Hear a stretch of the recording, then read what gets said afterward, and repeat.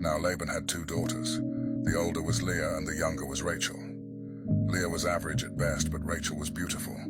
Jacob loved Rachel, so he said to Laban, "I will work 7 years for you if you will allow me to marry your daughter Rachel." Laban said, "It would be better for her to marry you than someone else, so stay with me." So Jacob stayed and worked for Laban for 7 years. But it seemed like a very short time because he loved Rachel very much. After 7 years, Jacob said to Laban, "Give me Rachel so that I can marry her. My time of work for you is finished." So Laban gave a party for all the people in that place. That night, Laban brought his daughter Leah to Jacob. Jacob and Leah had sexual relations together. In the morning, Jacob saw that it was Leah he had slept with, and he said to Laban, "You have tricked me. I worked hard for you so that I could marry Rachel. Why did you trick me?" Laban said, "In our country, we don't allow the younger daughter to marry before the older daughter.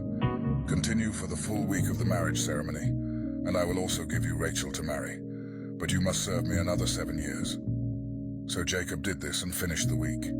Then Laban gave him his daughter Rachel as a wife. And Jacob loved Rachel more than Leah. Jacob worked for Laban for another 7 years.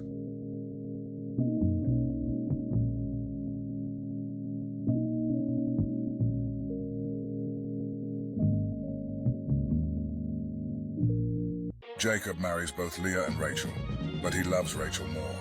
Leah, feeling unloved, bears sons for Jacob: Reuben, Simeon, Levi, and Judah.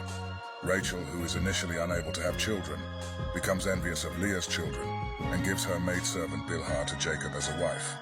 Bilhah bears 2 sons, Dan and Naphtali, on Rachel's behalf. Leah, in response, gives her maidservant Zilpah to Jacob as well, and she bears 2 sons, Gad and Asher. Leah conceives 2 more sons, Issachar and Zebulun, and a daughter, Dinah.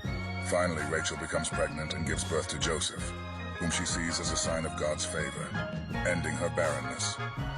Jacob decides to leave Laban's household after 20 years of working for him. Jacob's wealth has grown, causing tension with Laban's sons. God tells Jacob to return to his homeland.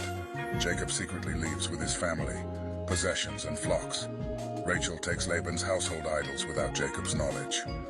Laban pursues them, accusing Jacob of stealing the idols. Rachel hides the idols and Laban fails to find them. Jacob confronts Laban, and they make a covenant, ending their conflict.